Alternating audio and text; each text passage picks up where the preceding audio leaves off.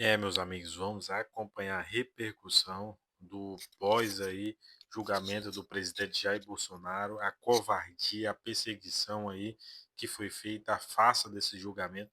Vamos ver o desespero aí da Rede Globo, a Globo News aí, no debate, já desesperada com as ações que os Estados Unidos devem tomar após esse julgamento. Vamos ver também nesse vídeo aí a CNN falando sobre os possíveis candidatos, Tarcísio, a força que o Bolsonaro ainda tem politicamente, eles expressam isso. E eu quero convidar você que está assistindo esse, deixa aqui o seu like, se inscreva no nosso canal, é muito importante você fortalecer esse canal de direita, deixa aqui o seu comentário também, importantíssimo, e vamos continuar acompanhando aí. O ex-presidente Bolsonaro aqui no Brasil pelo Supremo Tribunal Federal. Trump disse que é surpreendente que Bolsonaro possa ser condenado e comparou a situação do Bolsonaro à dele, Trump, o que ele enfrentou lá nos Estados Unidos. Well, I watched that trial. I know him pretty well. Foreign leader. I thought he was a good president of Brazil, and it's very surprising that could happen. That's very much like they tried to do with me, but they didn't get away with it at all. But I can only say this. I knew him as president of Brazil. He was a good man, and I don't see that happening. Reaction to the Brazilian Supreme Court convicted No president well, but I know him as the leader of a country, and I always found him to be very straight, very outstanding. Actually, as a man, a very outstanding man. I think it's a terrible thing. Very terrible. I think it's very bad for Brazil. O secretário de Estado americano, Marco Rubio, afirmou que os Estados Unidos vão responder de forma adequada, segundo ele, à condenação do ex-presidente Jair Bolsonaro. Ele fez uma publicação também na rede social X. Ele falou o seguinte: as perseguições políticas do sancionado violador de direitos humanos Alexandre de Moraes continuam, já que ele e outros membros do Supremo Tribunal Federal decidiram injustamente por condenar à prisão o ex-presidente Jair Bolsonaro. Aí presta atenção nessa frase: os Estados Unidos vão responder de forma adequada a essa caça às bruxas. Olhando aqui para o Brasil, o Itamaraty publicou nas redes sociais uma resposta a essas informações, ameaças que vieram dos Estados Unidos, especificamente de Marco Rubio. Fala o seguinte, coloca aqui para a gente, ó. O Poder Judiciário brasileiro julgou com independência que lhe assegura a Constituição de 1988 os primeiros acusados pela frustrada tentativa de golpe de Estado, que tiveram amplo direito de defesa. As instituições democráticas brasileiras deram sua resposta ao golpismo. Continuaremos a defender a soberania do país de agressões e tentativas de interferência, venham de onde vierem. E continua dizendo o seguinte, ó. Ameaças como a feita hoje pelo secretário de Estado norte-americano Marco Rubio, em manifestação que ataca a autoridade brasileira e ignora os fatos e as contundentes provas dos autos, não intimidarão a nossa democracia. Então, essa aqui é a posição que veio pelo Itamaraty, aquela nota que a gente viu também publicada por Marco Rubio. Deixa eu pedir ajuda para o Google, então, para a gente entender essa resposta, especialmente. Cadê o povo aqui, Anis? Ligamos. Especialmente, o Guga, a ameaça. Olha, Marcelo, é uma ameaça que tende a ser concretizada, visto que o governo americano anteriormente já aplicou as tarifas de 50% ao Brasil por causa do ex-presidente Jair Bolsonaro e, posteriormente, também aplicou a Lei Magnitsky ao ministro do Supremo, Alexandre de Moraes. Agora, o secretário de Estado americano, Marco Rubio, claramente por escrito, é diferente do caso do Trump, porque o Trump foi ali uma pergunta dos jornalistas. Então, o Trump foi provocado, como se diz assim, a dar uma resposta. E ele realmente vê similaridade no que ocorreu com ele nos Estados Unidos ao que ocorre com o ex-presidente Jair Bolsonaro. Realmente há similaridade, houve invasão ao Capitólio aqui nos Estados Unidos, Trump não reconheceu a derrota e essa similaridade foi similar ao que ocorreu com o ex-presidente Bolsonaro. Chamou atenção para mim que ele se distancia, ele diz que não conhece, que conhece o ex-presidente Bolsonaro como presidente do Brasil, um homem íntegro, tudo, mas dá a entender que não são muito próximos. Eu não sei se vocês pegaram isso também. E, aliás, uma das perguntas foi feita pela Raquel Krahenbuhl, né, nossa grande correspondente na Casa Branca. Mas o Marco Rubio, como secretário de Estado, é muito claro. Os Estados Unidos responderão de forma adequada. Pelo que a Raquel apurou, Marcelo, a Raquel Krahenbuhl, mais uma vez, ali na Casa Branca, a resposta pode vir amanhã já. A gente não sabe qual que vai ser, se serão mais tarifas que serão aplicadas ao Brasil, se a lei Magnitsky será ampliada para outros ministros do Supremo Tribunal Federal, se terá alguma relação com a emissão de vistos para autoridades brasileiras que virão para a Assembleia, ou viriam, né, para a Assembleia Geral da ONU no final, agora, na última semana de setembro. A gente vai ter que aguardar para saber o que é, mas insisto, os Estados Unidos não é que é uma ameaça assim vazia. Os Estados Unidos, o governo Trump, no caso, já implementou, na prática, sanções contra o Brasil por causa do ex-presidente Jair Bolsonaro. Quer falar sobre isso, Maria Cristina? É só um pontuar, Guga, que me chamou a atenção que o presidente Trump usou o verbo em relação ao Bolsonaro no passado. Então, toda essa propaganda que o bolsonarismo faz aqui no Brasil, de que essas sanções americanas, o Congresso tem que dar resposta para restabelecer a elegibilidade do Bolsonaro, para devolver Bolsonaro ao jogo, porque esta pressão dos Estados Unidos, os Estados Unidos querem o Bolsonaro de volta ao jogo. O presidente Trump trata ele no passado, se referindo à época em que ele foi presidente, que ele conheceu o presidente. É como se ele desse o Bolsonaro por página virada. Obviamente tem essa ameaça, o Marco Rubio não é um secretário qualquer, um secretário que acumula duas funções, algumas ameaças já chegaram efetivamente a se concretizar, mas o Trump adota um outro tom, né? E quando a gente vê até o Paulo Figueiredo, o Eduardo Bolsonaro, né, que dizem que lutam diariamente por essas sanções, e que a gente vê aquela conversa que o próprio Eduardo Dia com o pai, dizendo pode ser que eles virem a página, né? Então havia também do próprio lado ligado a Bolsonaro e que torce por as sanções, uma expectativa negativa de que Trump poderia virar a página relacionada ao Brasil. Eu já volto aqui porque a gente explicou bastante. Já tentando aqui no WW, porque da mesma maneira que talvez tenha sido subestimado, será que o Centrão, Jussara, superestimou o desgaste de Bolsonaro como figura política?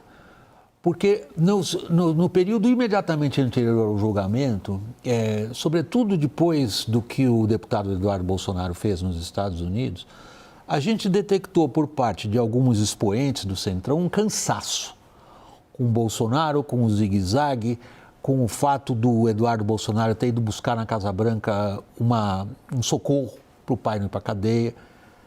E achava-se que essa figura estaria sofrendo um desgaste. Ou se superestimou esse desgaste eventualmente? A minha percepção é que sim, William, porque a gente observa que se havia ali inicialmente uma possibilidade de achar que era possível construir uma candidatura alternativa, não necessariamente atrelada a Bolsonaro, a percepção agora e cada vez mais clara é que não se pode construir uma candidatura sem o apoio de Bolsonaro para derrotar Lula em 2026. E aí, qual que era a estratégia desse Centrão? E aí, com apoio de parte importante do PL, que é tentar construir essa candidatura na figura de Tarcísio de Freitas. Tarcísio de Freitas está negando e por uma estratégia vai negar até começo do ano que vem, se eventualmente ele de fato for ali ungido por Bolsonaro para ser o candidato em 2026, mas tem um ponto importante, é que esses sinais vão ficando cada vez mais claros por parte de Tarcísio de Freitas, que ele topa o desafio. Se Bolsonaro falou, vai você, ele vai.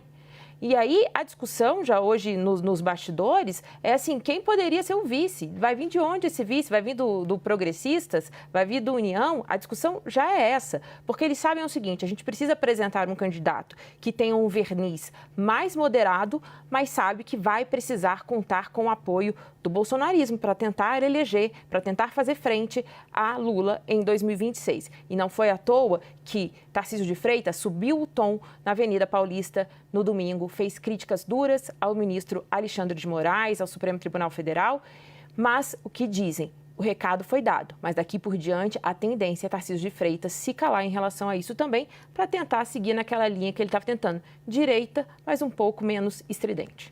Há instantes, o Tarcísio de Freitas postou numa rede social dizendo que ele foi condenado sem provas. William, o Tarcísio ele está tentando desde domingo, né, quando ele rasgou a fantasia, vamos dizer assim, aqui na Paulista, classificando o Alexandre de Moraes de tirano, um erro político, né, crasso, depois de uma semana vitoriosa em que ele demonstrou uma capacidade de articulação política pela anistia muito forte em Brasília. Para ele conquistar o bolsonarismo, basta ainda, de certo modo, ele entregar uma anistia. Qualquer que seja ela, já é uma vitória política que já acena para esse movimento. Mas o movimento dele da Paulista, tal qual o movimento dele quando saiu o tarifaço do Trump, elogiando e criticando Lula, foi um erro muito grave. O Tarcísio volta segunda-feira a Brasília para tentar retomar algum tipo de movimentação política ali pela anistia, mas esse ato da Paulista ali talvez tenha sido um erro mais grave do que a leitura política assodada que ele fez logo que o tarifaço saiu. Porque ele pede uma capacidade de se demonstrar alguém com uma capacidade de articulação, ele criou uma fissura com o Supremo Tribunal Federal desnecessária, que não precisava ter criado. Então ele não tem que só construir adiante a anistia, ele tem que se reconstruir também depois desses 2 episódios em que ele se revelou ali radicalizado. Vocês são nossos parceiros de conteúdo no site do WW, evidentemente a gente presta muita atenção no que vocês produzem. E ontem a Eurásia disse, o julgamento fortalece a candidatura de Tarcísio. Você poderia elaborar sobre isso? No espírito do debate, eu tenho uma visão um pouco diferente sobre a postura do Tarcísio. Eu enxergo que, para ser candidato em 2026, o governador de São Paulo tem que ganhar a bênção do ex-presidente.